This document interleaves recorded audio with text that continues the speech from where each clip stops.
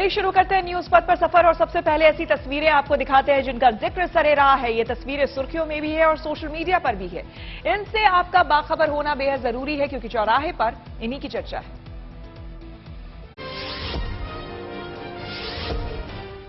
महाराष्ट्र के नागपुर में दिव्यांगों के लिए एक पार्क का शिलान्यास किया गया। केंद्रीय मंत्री नितिन गडकरी ने इसकी नींव रखी और इसके भूमि पूजन में शामिल हुए। दावा है कि ये देश का सबसे बड़ा और अनोखा दिव्यांग पार्क होगा, जहां touch and smell garden, hydrotherapy unit और वाटर थेरेपी समेत कई सुविधाएं मिलेंगी। इस पार्क का नाम अनुभूति दिव्यांग पार्क रखा गया है। इसे 90,000 स्क्वायर फीट क्षेत्र में बनाया जाएगा। पार्क को केंद्र सरकार के सामाजिक न्याय और अधिकारिता मंत्रालय की तरफ से तैयार किया जा रहा है। उत्तराखंड के जोशीमठ में अब नेशनल हाईवे पर फिर दरारें दिखनी शुरू हो गई। कई जगहों पर गड्ढे लोगों और प्रशासन के लिए आफत बन गए हैं। हाल ही में जोशीमठ से लेकर मारवाड़ी तक बद्रीनाथ राष्ट्रीय राजमार्ग पर जगह जगह दरारें देखी गईं। इन गड्ढों को बीआरओ की तरफ से बंद कर सड़क मार्ग को दुरुस्त कर दिया गया था, लेकिन नए संकट ने दोबारा सभी की चिंता बढ़ा दी है। खासतौर पर चारधाम यात्रा के दौरान कोई नई दिक्कत न उभर आए, ऐसे में प्रशासन की टीम ने यहाँ का जायजा लिया और जरूरी कदम उठाने की बात कही। बिहार के आरा में एक पिता अपने बीमार बेटे के लिए फरिश्ता साबित हुआ। दरअसल जब बेटे को सांस लेने में परेशानी होने लगी तो पिता ने मुंह से ही ऑक्सीजन देकर अपने बेटे को नई सांसें दी। कहा जा रहा है कि मंदिर में प्रसाद खाने के बाद इस बच्चे की तबीयत अचानक बिगड़ गई, जिसके बाद उसे आरा सदर अस्पताल लाया गया। इस दौरान अस्पताल में उसे ऑक्सीजन लगाने को कहा गया, लेकिन जब ऑक्सीजन सिलेंडर से भी बच्चे को परेशानी हुई तो इस पिता से रहा नहीं गया और अपने मुंह से ही बेटे को ऑक्सीजन देनी शुरू की। ये तस्वीरें सामने आने के बाद इलाके में इस पिता की काफी तारीफ हो रही है। केरल के आलुवा में 17 साल की देवनंदा सभी के लिए मिसाल बन गई। दरअसल इस बच्ची ने अपने पिता को लीवर डोनेट किया। ऐसा कर वो देश की सबसे कम उम्र की ऑर्गन डोनर बन गई। वो अभी 12वीं में पढ़ती हैं। देवनंदा के पिता पिछले साल से गंभीर लीवर रोग से जूझ रहे थे और लीवर ट्रांसप्लांट की आवश्यकता थी, लेकिन देवनंदा नाबालिग होने की वजह से अपने पिता की मदद नहीं कर सकती थी। पर हाईकोर्ट से इसकी मंजूरी मिलने के बाद देवनंदा ने अपने लीवर का एक टुकड़ा डोनेट कर दिया। इस बच्ची के जज्बे को देख राजागिरी अस्पताल प्रशासन ने सर्जरी के बिल समेत पूरा खर्च माफ कर दिया। उत्तर प्रदेश के हमीरपुर में दिव्यांगों के लिए खास पहल हुई। यहाँ एक कार्यक्रम के दौरान 40 दिव्यांगों को मोटराइज्ड ट्राईसाइकिल बांटी गई। प्रशासन ने ये मदद उन दिव्यांगों को दी जिनकी माली हालत अच्छी नहीं थी। जिंदगी का सफर सुहाना हो, इसके लिए सावधान रहना जरूरी है। रोजमर्रा की आपाधापी में कुछ देर बैठकर सोचना समझना भी जरूरी है कि आपके आसपास क्या हो रहा है और जो कुछ हो रहा है उससे हमारी जिंदगी, हमारा परिवार कैसे प्रभावित हो सकता है। इसलिए हॉर्न बजाकर बाखबर करने वाली खबर जरूरी होती है। और आज ये खबर सोशल मीडिया पर होने वाली दोस्ती से जुड़ी हुई है, जो किसी के लिए भी और खास तौर पर किशोर उम्र के बच्चों के लिए खतरनाक साबित हो सकती है। मुंबई पुलिस ने एक ऐसे लड़के को गिरफ्तार किया है जिसने सोशल मीडिया के जरिए दोस्ती करके करीब 400 लड़कियों को चूना लगाया है। उनके गहने या फोन लूटकर फरार हो गया। ये बात अटपटी सी लगती है, लेकिन सच है। सोशल मीडिया में कम उम्र के बच्चों को दिलचस्पी देखते हुए जरूरी है कि उन्हें ऐसे फरेब से बचाया जाए और इसके लिए जरूरी है कि सावधानी वाला हॉर्न बजाया जाए।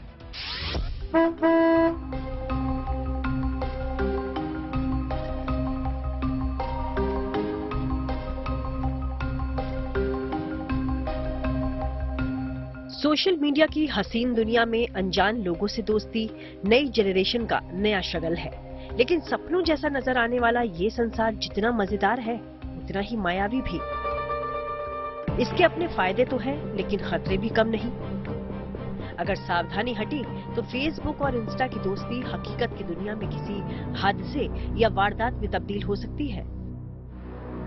मुंबई पुलिस ने 21 साल के एक लड़के को गिरफ्तार किया है। आरोप है कि इस लड़के ने सोशल मीडिया पर दोस्ती करके करीब 400 लड़कियों के साथ लूट या ठगी की। आपके परिवार में या आपके आसपास ऐसी वारदात न हो, इसीलिए जरूरी है कि हॉर्न बजाया जाए।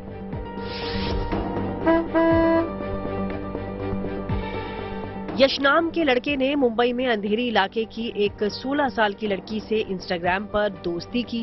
कई महीनों की दोस्ती के बाद यश ने लड़की को नौकरी दिलाने का झांसा देकर मिलने के लिए बुलाया। इस दौरान आरोपी ने लड़की को सोने की चेन और आईफोन गिफ्ट करने की बात कही। बातों ही बातों में उसने लड़की के गले में मौजूद सोने की चेन देखने के लिए मांगी। और जब लड़की वॉशरूम गई, आरोपी उसकी चेन और फोन लेकर फरार हो गया। ये कहानी सुनने में किसी फिल्म की तरह लगती है, लेकिन ये एक ऐसी सच्चाई है जिसे गंभीरता से समझने की जरूरत है। लड़की के पिता की तरफ से शिकायत करने के बाद मुंबई पुलिस ने आरोपी को मोबाइल फोन के जरिए गुजरात के खेड़ा में ट्रेस करने के बाद गिरफ्तार किया। इसके बाद पता चला कि आरोपी ने पिछले 1 साल में पूरे भारत और दुबई में करीब 400 लड़कियों के साथ ठगी की। पिछले 3 महीनों में उसके खिलाफ मुंबई, ठाणे, अहमदाबाद, जयपुर और उदयपुर में 8 केस दर्ज किए गए। सिर्फ मुंबई में आरोपी ने 4 लड़कियों के साथ ठगी की। हैरानी की बात यह है कि जिन लड़कियों के साथ आरोपी ने लूट की, उनमें से ज्यादातर लड़कियों से उसकी दोस्ती सोशल मीडिया पर हुई और पुलिस के मुताबिक ठगी गई तकरीबन सभी लड़कियां किशोर उम्र की हैं। लड़कियों से गहने या फोन लूटने के बाद आरोपी उन्हें बेच देता था और पैसे से गोवा में जुआ खेलता था। अब आप समझ गए होंगे कि ये बात कुछ लड़कियों के साथ फर्जीवाड़े की नहीं, बल्कि उससे कहीं ज्यादा है। सोशल मीडिया पर कम उम्र की लड़की या लड़के को दोस्त बनाना जितना आसान है, उतनी ही सरलता से उनके साथ ठगी की जा सकती है। इसलिए जरूरी है कि किशोर उम्र के लड़के या लड़कियां सोशल मीडिया पर किससे दोस्ती कर रहे हैं, इस पर नजर रखी जाए। उनको समझाया जाए कि अनजान लोगों पर भरोसा करने से समस्या हो सकती है। साथ ही सावधानी वाला हॉर्न भी बजाना जरूरी है। Bureau report, good news today.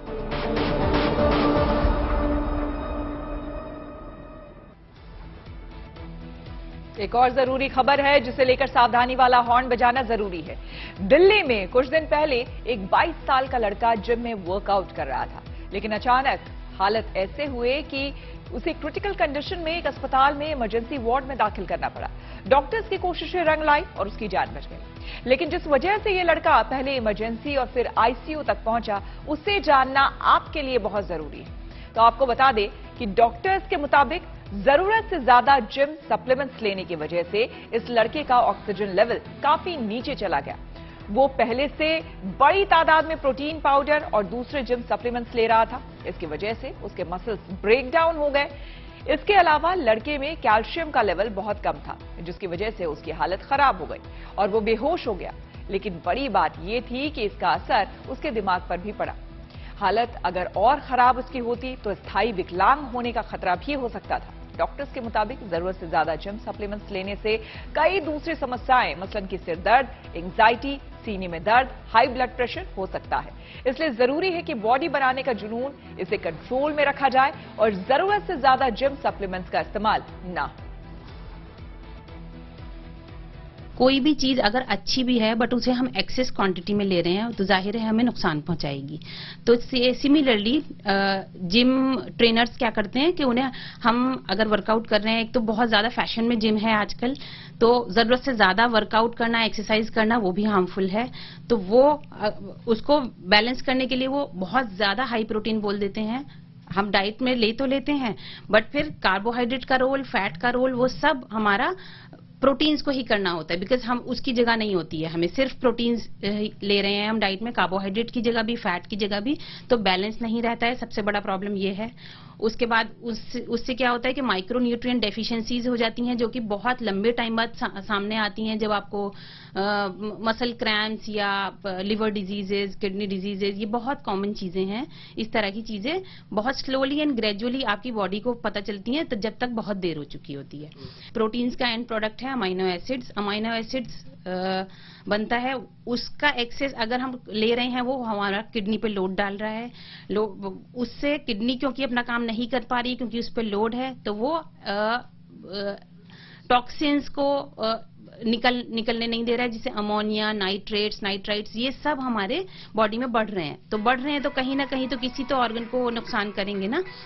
तो वो अगर अमोनिया लेवल्स ब्रेन तक पहुंच रहा है तो इस तरह के फिट्स, सीजर्स, इस तरह के इश्यूज होते हैं। तो ये एबनॉर्मेलिटीज लाते हैं, सीजर्स वगैरह, इस तरह की चीजें होती हैं। फिर प्रधानमंत्री ने तुर्की से लौटी टीम की तारीफ की है। न्यूज एक्सप्रेस पर आपको सीधे लिए चलते हैं और देश दुनिया की और खबरों को जानने के लिए सीधे चलिए न्यूज एक्सप्रेस पे। प्रधानमंत्री मोदी ने तुर्की में भूकंप के बाद रेस्क्यू अभियान चलाने वाले भारतीय दल से दिल्ली में मुलाकात की। इस दौरान प्रधानमंत्री ने कहा कि हर भारतीय को इस टीम पर गर्व है। एनडीआरएफ और दूसरी एजेंसियों के इन जाबाजों ने तुर्की में करीब 2 हफ्ते तक ऑपरेशन दोस्त चलाया ताकि भूकंप प्रभावितों की मदद की जा सके। दुनिया भर में इस मिशन की काफी तारीफ की गई।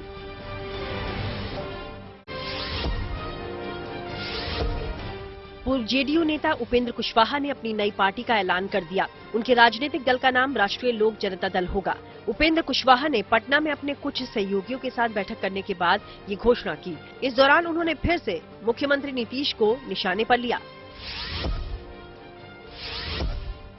बीजेपी अध्यक्ष जेपी नड्डा कर्नाटक दौरे पर पहुंचे, जहां उन्होंने उडुपी में श्री कृष्ण मठ में दर्शन किए। इसके अलावा नड्डा ने पार्टी के जिला बूथ समिति और दूसरे कार्यक्रमों में भी भाग लिया। राज्य में इसी साल विधानसभा चुनाव होने हैं। केरल के मुख्यमंत्री पिनराई विजयन को कन्नूर के पास यूथ कांग्रेस के कार्यकर्ताओं ने काले झंडे दिखाए। इस दौरान कई प्रदर्शनकारियों को हिरासत में ले लिया गया। यूथ कांग्रेस तेल की कीमतें बढ़ाने समेत कई मुद्दों को लेकर राज्य सरकार के खिलाफ लगातार मोर्चा खोले हुए है। गुजरात के महसाणा जिले में एक सामूहिक शादी समारोह के दौरान 2 पक्षों में विवाद हो गया। इस दौरान दोनों तरफ से कुर्सियां एक दूसरे पर फेंकी गई। इससे कई लोगों को चोटें आईं और 100 से ज्यादा कुर्सियां टूट भी गई। मामले में दोनों ही पक्षों की तरफ से पुलिस में शिकायत दर्ज करवा दी गई है। रूस से जंग के बीच अमेरिकी राष्ट्रपति जो बाइडेन पहली दफा यूक्रेन पहुंचे, जहां उन्होंने कीव में यूक्रेन के राष्ट्रपति जेलेंस्की से मुलाकात की। इस दौरान बाइडेन ने जल्द ही यूक्रेन को नए हथियार की सप्लाई का भी ऐलान किया। और खबरों के एक्सप्रेसवे से आगे रुक करते हैं सियासी ढाबे का, जहां आज की सबसे दिलचस्प खबर मौजूद है।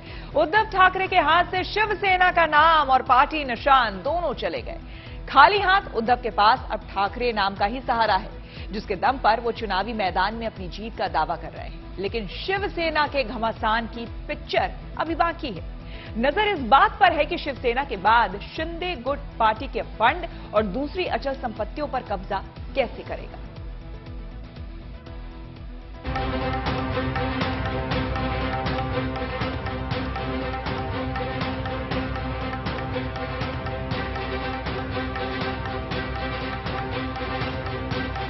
पहली बार ठाकरे परिवार से शिवसेना छिन गई। इधर चुनाव आयोग ने शिंदे गुट को असली शिवसेना माना। उधर विधानसभा में पार्टी दफ्तर पर शिंदे गुट के विधायकों ने कब्जा जमा लिया।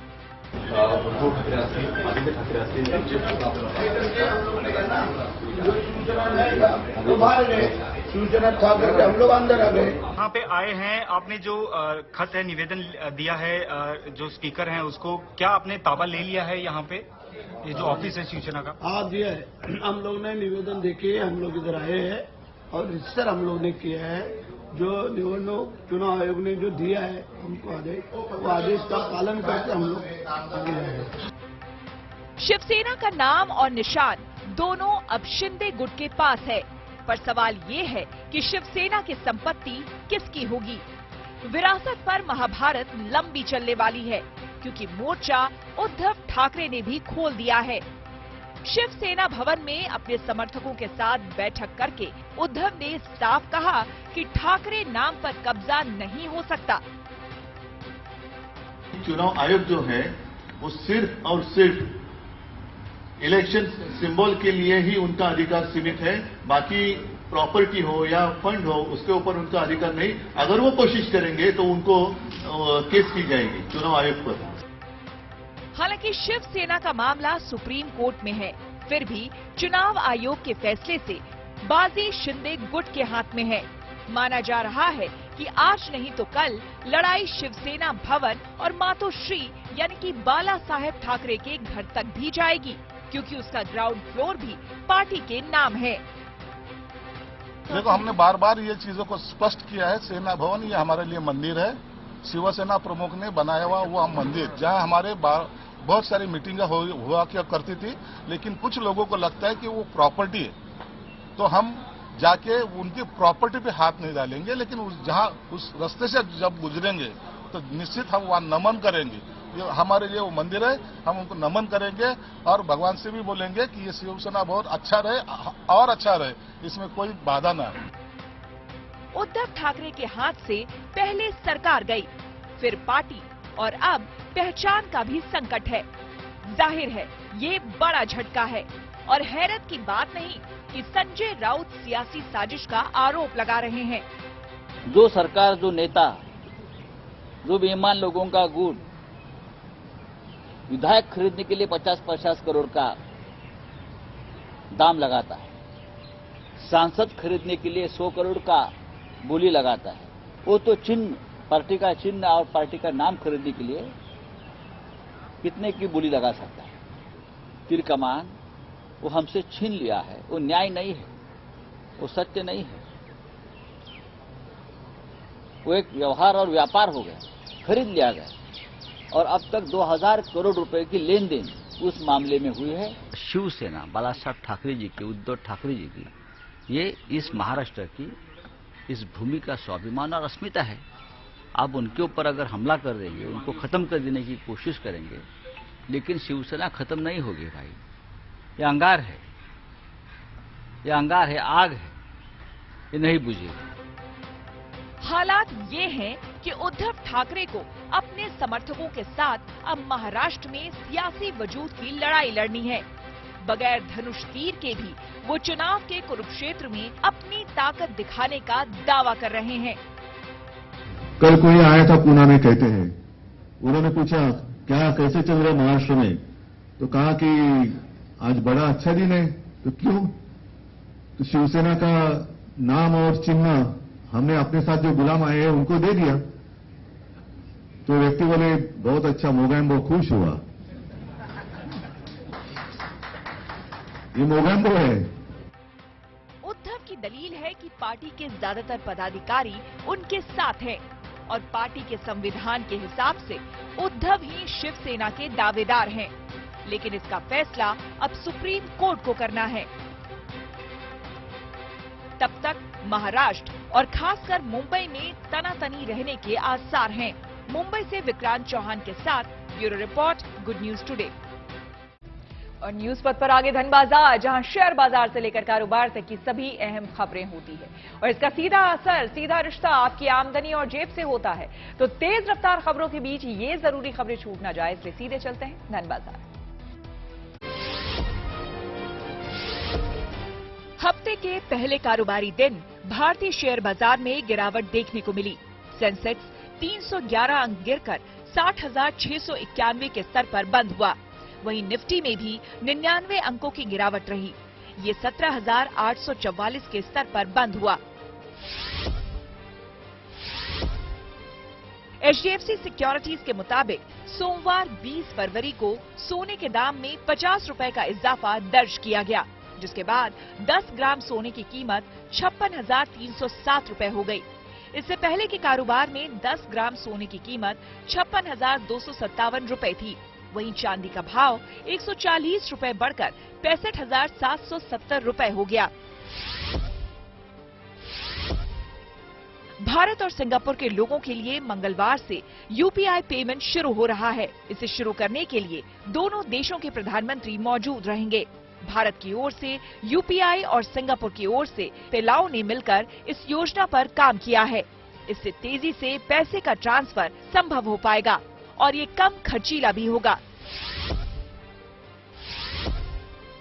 बैंक ऑफ बड़ौदा के CEO संजीव चड्ढा ने कहा है कि उनका बैंक आगे भी मुश्किलों में फंसे अडानी ग्रुप को लोन देने के लिए तैयार है। चड्ढा ने कहा कि अडानी ग्रुप को और उसके दुनिया के सबसे बड़े स्लम को रीमॉडल करने के प्रोजेक्ट के साथ साथ बाकी प्रोजेक्ट के लिए भी bank of Baroda additional loan देगा। यही नहीं, उन्हें अडानी ग्रुप की कंपनियों के शेयरों में चल रही भारी उतार चढ़ाव की चिंता नहीं है।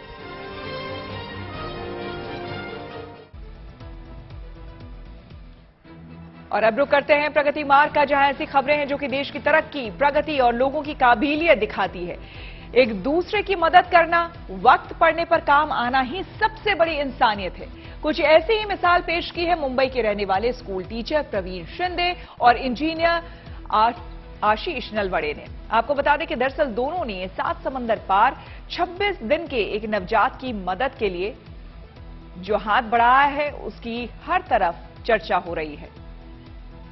आपको बता दें कि वैसे अमूमन देखा गया है कि खून की जरूरत पड़ने पर शायद ही दूसरे देशों में संपर्क करना पड़ता है। आपको ब्लड बैंक में या आसपास ही कोई डोनर मिल जाता है और मरीज की मदद हो जाती है, लेकिन यहां मामला अपने आप में अनोखा और प्रेरणा देने वाला है। आपको बता दें कि वियतनाम के हनोई में एक नवजात को दुर्लभ बॉम्बे ब्लड ग्रुप की दरकार थी। वहीं इन दोनों लोगों का भी बॉम्बे ब्लड ग्रुप है, इसलिए जब इन दोनों ने उस नवजात की दिक्कत के बारे में सुना तो रातों रात e visa, ticket, blood test और सभी कागजी कार्रवाई कर हनोई पहुंच गए। हालांकि डॉक्टर्स के मुताबिक रिएक्टिविटी इश्यू होने से नवजात को इनका ब्लड चढ़ाया नहीं जा सका, लेकिन इन दोनों ने नवजात की जिंदगी को लेकर जिस तरह से इंसानियत दिखाई है वो काबिले तारीफ है। लेकिन क्या आपको पता है कि आखिर बॉम्बे ब्लड ग्रुप क्या है? इस ब्लड ग्रुप को लेकर इतनी मुश्किलें क्यों आती है और क्यों इसे एक दुर्लभ ब्लड ग्रुप कहा जाता है? आइए समझते हैं इसे। दरअसल ए, बी, AB और O ये वो कॉमन ब्लड ग्रुप है जिनके बारे में आप सभी जानते हैं, लेकिन बॉम्बे ब्लड ग्रुप एक दुर्लभ यानी कि बेहद कम पाए जाने वाला ब्लड ग्रुप है। विज्ञान की भाषा में इसे HH या OH ब्लड ग्रुप कह सकते हैं। 1952 के बॉम्बे में डॉक्टर YM बेंडे ने पहली बार दुर्लभ ब्लड ग्रुप को खोजा था, इसलिए ये नाम मिला है बॉम्बे ब्लड ग्रुप। दूसरे कॉमन ब्लड ग्रुप से कैसे अलग है इसे भी आसान भाषा में हम समझे। खून में जो रेड ब्लड सेल यानी कि RBC होती है उनकी सतह पर एंटीजन होता है। यह एंटीजन ही ब्लड ग्रुप तय करता है। AB ब्लड ग्रुप में A और B एंटीजन मिलते हैं। इसी तरह A ग्रुप में A और B ग्रुप में B एंटीजन मिलता है, लेकिन HH या फिर बॉम्बे ब्लड ग्रुप में कोई एंटीजन नहीं मिलता है। बॉम्बे ब्लड ग्रुप जेनेटिक तौर से पाए जाने वाला ब्लड ग्रुप है। पूरी दुनिया के हिसाब से 40 लाख लोगों में से औसतन एक व्यक्ति में बॉम्बे ब्लड ग्रुप पाया जाता है। दक्षिण एशिया में बॉम्बे ब्लड ग्रुप कम होता है क्योंकि भारत के साथ ही दक्षिण एशिया में क्लोज कम्युनिटी शादियों की परंपरा रही है। भारत में करीब 10,000 में से किसी एक का ब्लड ग्रुप बॉम्बे ग्रुप होता है, इसलिए बॉम्बे ब्लड ग्रुप दुनिया के मुकाबले यहां ज्यादा मिलता है। दिल्ली के दिल कनॉट प्लेस में आपको बता दें जिंदगी का जश्न मनाया गया। दिल्ली पुलिस की पहल पर एक बार फिर राहगीरी दिवस मनाया गया, जिसके तहत डांस, मस्ती और सेहत के साथ लोगों को सड़क सुरक्षा के मायने समझाए गए।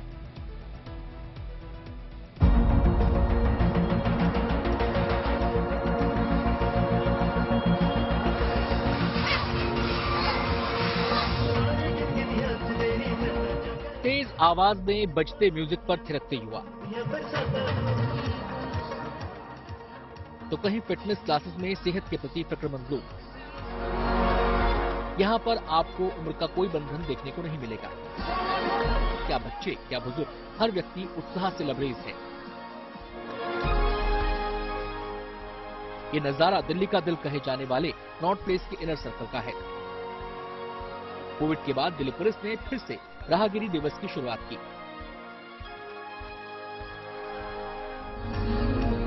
यहाँ मस्ती का मेला लगा, जिसमें योग की क्लास हुई, डॉग स्क्वाड की परेड चली, कहीं जूडो कराटे का अभ्यास किया गया तो कहीं डांस की पाठशाला हुई।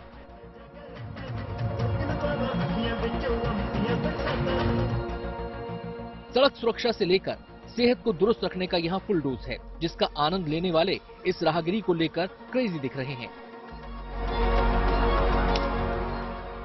सड़क की दूसरी तरफ बच्चे चित्रकारी कर रहे हैं। काफी सालों बाद लोगों को मस्ती की पाठशाला का हिस्सा बनने का मौका मिला, लिहाजा लोगों की खुशी का ठिकाना नहीं है। मुझे यहाँ आकर बहुत अच्छा लगा। कुछ वर्ष पहले रोहिणी में ये प्लेटफॉर्म मिला था तो उसमें बहुत एंजॉय किया था। यहाँ आके अपने फ्रेंड्स के साथ आफ्टर रिटायरमेंट लाइफ से एंजॉय कर रहे हैं और ये अच्छा प्लेटफॉर्म है अपने आप को अवेयर करने के लिए और अपने को फिट रखने के लिए। ऐसा प्रोग्राम होता रहे तो बहुत अच्छा लगता है। राहगीरी अपने आप में एक ऐसा मेला है जहां हर वर्ग के लोगों को एक दूसरे से जुड़ने का मौका मिलता है। नौकरी पेशे वाले हों या फिर रिटायर्ड, कोई भी राहगीरी से जुड़कर खुद को फिर से एक्टिव कर सकता है। दिल्ली एनसीआर के रहने वाले लोग जमकर मस्ती करते दिखे, स्वस्थ रहने के लिए योग और एरोबिक्स करते दिखे, बच्चे साइकिलिंग का मजा लेते दिखे। बहुत अच्छा लग रहा है। मैं आज पहली बार आया हूँ और मैंने कल अपने पापा के साथ इसकी वीडियो भी देखी थी यूट्यूब पे, तो मुझे अच्छा लगा है यहाँ के। बच्चों के चेहरों पर छाई ये मुस्कुराहट लंबे समय बाद देखने को मिली।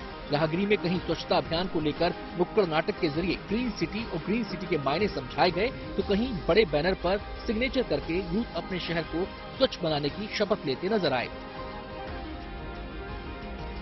राहगिरी के जरिए दिल्ली पुलिस ने लोगों को सड़क सुरक्षा के नियम तो समझाए ही, साथ ही शहर को साफ रखने का संदेश भी दिया।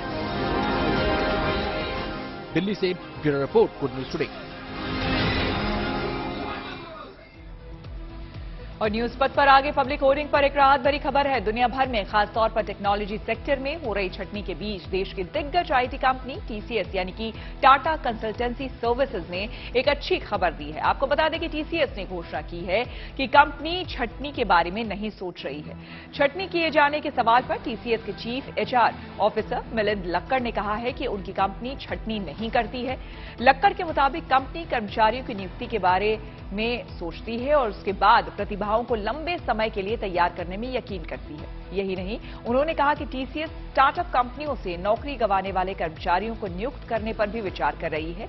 देश की सबसे बड़ी आईटी कंपनी टीसीएस का ये बयान ऐसे समय में आया है जब दुनिया भर की दिग्गज टेक और आईटी कंपनियां कई वजहों से अपने कर्मचारियों की छटनी कर रही है। टीसीएस के चीफ एचआर ऑफिसर मिलिंद लक्कड़ ने कहा है कि कंपनियां छटनी का फैसला इस वजह से ले रही है क्योंकि उन्होंने जरूरत से ज्यादा स्टाफ रख लिए हैं। वहीं टीसीएस का मानना है कि जब कोई स्टाफ कंपनी से जुड़ता है तो उन्हें उपयोगी बनाने की जिम्मेदारी कंपनी की होती है। उन्होंने कहा कि कंपनी में हर साल की तरह इस साल भी सैलरी में बढ़ोतरी की जाएगी।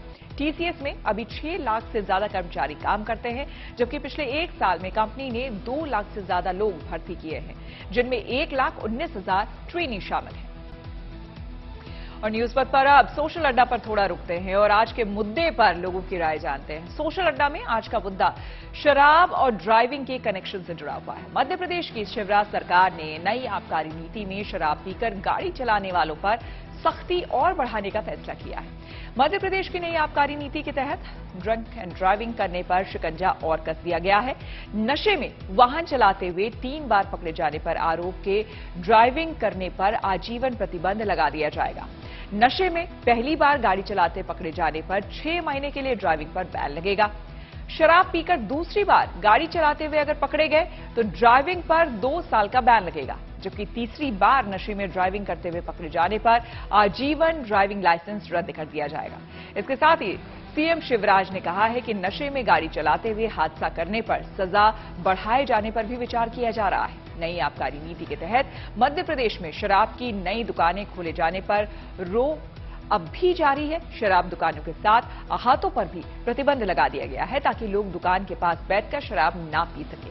इसके साथ ही किसी भी स्कूल, कॉलेज और धार्मिक स्थल के 100 मीटर के दायरे में शराब की दुकान नहीं होगी। शिवराज सरकार ने नशा मुक्ति अभियान को प्रमुखता से चलाने का फैसला किया है। इसके लिए पर्याप्त धनराशि दी जाएगी। सवाल ये है कि क्या इस नीति से लोग जो शराब पीते हैं वो शराब छोड़ देंगे, और क्योंकि ये सारी शराब नीति जो आई है ये उमा भारती के दबाव के चलते, ऐसा जानकार कह रहे हैं, उनके दबाव के चलते आई है। पिछले 1 साल से वो माहौल बना रही थी शराबबंदी को लेकर मध्य प्रदेश में। उमा भारती ने इस नीति को क्रांतिकारी और ऐतिहासिक बताया, लेकिन आम आदमी इस नीति के बारे में, नई शराब नीति के बारे में क्या सोचता है, क्या समझता है? सबसे पहले तो आपका स्वागत है और बताइए, ये जो नई नीति जो सरकार ने अनाउंस की, आपको क्या लगता है कि ये प्रेरित करेगी लोगों को शराब छोड़ने के लिए? नहीं, ये इसका शराब छूटना इतना आसान होता है क्या? जहाँ शराब बंदी होती है वहाँ और महंगी मिलती है। तो ये अहाते हटाना और ये नीति कराना, ये एक मुझे तो एक नौटंकी टाइप की लग रही है और ये पूरा चुनावी हथकंडा है, क्योंकि धीरे धीरे लोकप्रियता शिवराज की गायब हो रही है और जिसकी वजह से ऊपरी दबाव भी बन गया है कि इनका चेहरा बदला जाए। तो ले देखकर ये शराब की नीति के माध्यम से अचानक उमा भारती सामने आती हैं। अब ये बताइए कि सबसे ज्यादा ठेके किस युग में हुए थे, और उसके बाद शराब को पूर्ण तरह बंद करने का सवाल क्यों नहीं उठा रही है? पूर्णतः बंद करो ना, संस्कृति सुधरेगी, लोग नैतिक रूप से सुधरेंगे। आप अहाते बंद कर रहे हैं, यानी छोटे लोग। अभी भी आप पूंजीपतियों की ही बात कर रहे हैं।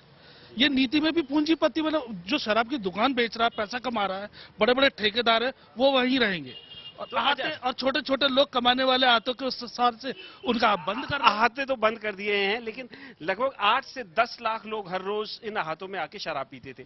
अब उन लोगों का क्या होगा? क्या वो शराब छोड़ देंगे, या सड़कों पे पिएंगे, कारों में पिएंगे, या शराब छोड़ देंगे? आपको क्या लगता है? सरकार की जो नीति है, कहावत है कि गुड़ खाए और गुलगुले से परहेज करें। आहाते बंद हो गए, आज भी घर घर शराब बिक रही है, घर घर पहुंच सेवा हो रही है। यदि इनको शराब बंद करना तो पहले भी शासन ने पॉलिथीन बंद की थी। पॉलिथीन की फैक्ट्री क्यों बंद नहीं करते? शराब की फैक्ट्री क्यों नहीं बंद करते? जब शराब बंदी करना है तो पूर्ण शराबबंदी तो तभी होगी जब शराब की फैक्ट्रियां बंद होगी। उनको तो आप राहत देते हो। तो शराब की फैक्ट्रियां तो बंद हो नहीं रही है, सरकार तो रेवेन्यू और ज्यादा बढ़ाने की कोशिश कर रही है लगातार। सरकार को रेवेन्यू वसूल होता है दारू की दुकानों से, मगर मैं आपको बता दूं कि आपके कहे अनुसार 26,000 हाथे बंद किए जा रहे हैं। तो मैं बता दूं कितने लोग बेरोजगार होंगे, इसके ऊपर कभी उमा भारती जी ने नहीं देखा? उमा भारती जी संत हैं। मां नर्मदा के किनारे पे दारू बिक रही है आज नर्मदापुर शहर होशंगाबाद के अंदर, जबकि शिवराज जी ने 5 किलोमीटर के एरिया में बैन लगा के रखा है। इस पर क्यों नहीं बोलती है उमा जी? आज मध्य प्रदेश के अंदर आप या तो हमारे लाल सिंह जी ने जो बताया है पूर्ण तरीके से बंद की जाए दारू, या फिर ये हाथे बंद नहीं किए जाए। ब्राजील के कई इलाके बारिश से बेहाल हो गए हैं। सीधे आपको लिए चलते हैं न्यूज एक्सप्रेसवे पर, जहां पर दुनिया की कुछ और जरूरी खबरें कर रही हैं आपका इंतजार।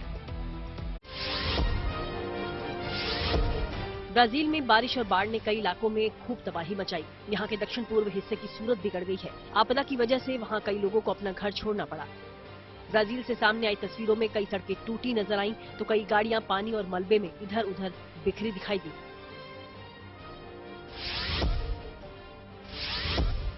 अमेरिका में एक और बलून दिखने से हड़कंप मच गया। इस बार ये बलून हवाई इलाके में नजर आया। बताया जा रहा है कि इस गुब्बारे को 50,000 फीट की ऊंचाई पर देखा गया। इससे पहले 2 फरवरी को अमेरिका के मोंटाना शहर में भी एक चीनी जासूसी बलून नजर आया था, जिसे अमेरिकी वायुसेना ने मार गिराया था। इसी को लेकर चीन और अमेरिका अब भी एक दूसरे पर जुबानी हमले कर रहे हैं। उत्तर कोरिया ने 2 बैलिस्टिक मिसाइल के टेस्ट किए। दक्षिण कोरिया ने बताया कि उत्तर कोरिया ने अपने पूर्वी जल क्षेत्र की ओर से ये मिसाइलें दागी। 48 घंटे के अंदर उत्तर कोरिया का ये दूसरा टेस्ट है। उत्तर कोरिया के अनुसार उसने 395 किलोमीटर और 337 किलोमीटर दूर लक्ष्य को निशाना बनाते हुए ये 2 मिसाइलें छोड़ी। ये टेस्ट ऐसे समय में हुए जब दक्षिण कोरिया और अमेरिका के बीच संयुक्त हवाई अभ्यास शुरू हुआ है। आर्थिक संकट से जूझ रहे पाकिस्तान को आईएमएफ ने फिर चेताया। उसने शाहबाज सरकार को बेवजह की सब्सिडी को बंद करने की हिदायत दी। आईएमएफ प्रमुख क्रिस्टलिना जॉर्जीवा ने एक इंटरव्यू में कहा कि पाकिस्तान सरकार को ज्यादा कमाई करने वाले लोगों से टैक्स वसूलने का अभियान छेड़ना चाहिए। साथ ही ये भी कहा कि वो भी ये तय करे कि सिर्फ गरीब लोगों को ही सब्सिडी मिले। कहा जा रहा है कि पाकिस्तान 2 दशकों में सबसे ज्यादा खराब हालात से गुजर रहा है। ब्राजील के रियो डी जनेरियो में कार्निवाल की धूम है। इसमें बड़ी तादाद में लोग शामिल हो रहे हैं। कोरोना की पाबंदियां हटने के बाद वहां दोबारा वैसे ही आयोजन हो रहा है जैसा ये कोरोना से पहले होता था। इस कार्निवाल के दौरान वहां की सड़कों पर लोग अलग अलग वेशभूषा में दिखाई दे रहे हैं। अब फेसबुक भी ट्विटर की राह पर चल पड़ा है। टेक्नोलॉजी से जुड़ी ऐसी हर एक जरूरी खबर को जानने समझने के लिए आपको सीधे लिए चलते हैं डिजिटल गली। फेसबुक की मूल कंपनी मेटा ने भी ट्विटर की तरह पैसों में ब्लू टिक देने की सेवा शुरू कर दी। यानी अगर किसी को फेसबुक और इंस्टाग्राम पर ब्लू टिक चाहिए तो वो पैसे देकर इसका टिक ले सकता है। अभी न्यूजीलैंड और ऑस्ट्रेलिया में ही ये सेवा शुरू की गई है। इसके लिए यूजर्स को करीब $12 यानी 1,000 रुपए खर्च करने होंगे। व्हाट्सएप ने आईफोन के लिए पिक्चर इन पिक्चर मोड का नया फीचर शुरू कर दिया। अब कोई ऐप ब्राउज करते समय या आईफोन पर दूसरी सेवा को यूज करते हुए इस फीचर से वीडियो कॉल को जारी रखने की परमिशन मिल जाएगी। Car company Maruti Suzuki carbon emission कम करने के लिए टेक्नोलॉजी की मदद लेने पर जोर देगी। कंपनी ने बताया कि इससे पर्यावरण, ग्राहकों और मेक इन इंडिया अभियान को काफी फायदा होगा। हार्दिक पांड्या वनडे में भी करेंगे टीम इंडिया की कप्तानी। चलिए खेल जगत से जुड़ी कुछ और खबरों को जानने के लिए आपको सीधे लिए चलते हैं खेल चक्कर। बॉर्डर गावस्कर ट्रॉफी के आखिरी 2 टेस्ट और वनडे सीरीज के लिए टीम इंडिया की घोषणा की गई। टेस्ट टीम में कोई बदलाव नहीं। रोहित शर्मा की जगह हार्दिक पांड्या पहली बार वनडे की कप्तानी करेंगे। दूसरे वनडे में रोहित टीम से जुड़ेंगे। जडेजा का वनडे में कमबैक हुआ है।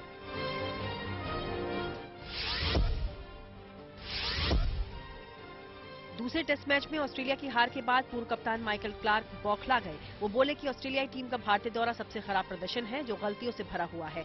ऑस्ट्रेलिया ने सबसे बड़ी गलती 9 फरवरी से शुरू हुई 4 टेस्ट मैचेस की सीरीज से पहले अभ्यास मैच नहीं खेलकर की।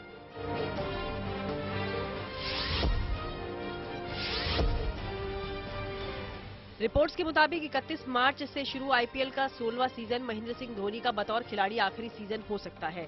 चेन्नई सुपर किंग्स के अधिकारियों के अनुसार अगर टीम प्लेऑफ के लिए क्वालिफाई नहीं कर पाती तो 14 मई को चेपक स्टेडियम धोनी के फेयरवेल मैच की मेजबानी करेगा। हालांकि ये सीएसके का आखिरी लीग मुकाबला नहीं होगा।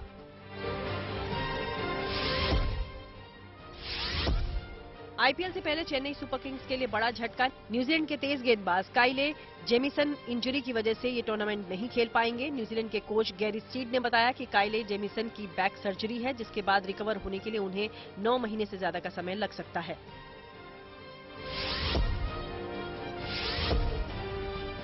इंडियन सुपर लीग का फाइनल 18 मार्च को होगा। गोवा में मरगांव के जवाहरलाल नेहरू स्टेडियम में फाइनल आयोजित होगा। आयोजनकर्ताओं के अनुसार सभी मैचेस के प्लेऑफ 3 मार्च से शुरू हो जाएंगे।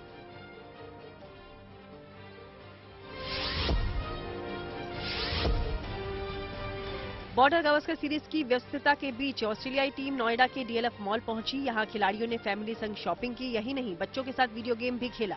स्टार खिलाड़ियों को देखने के लिए डीएलएफ मॉल में लोगों की भीड़ जुट गई। फैंस के साथ हालांकि खिलाड़ियों ने फोटो भी खिंचवाए।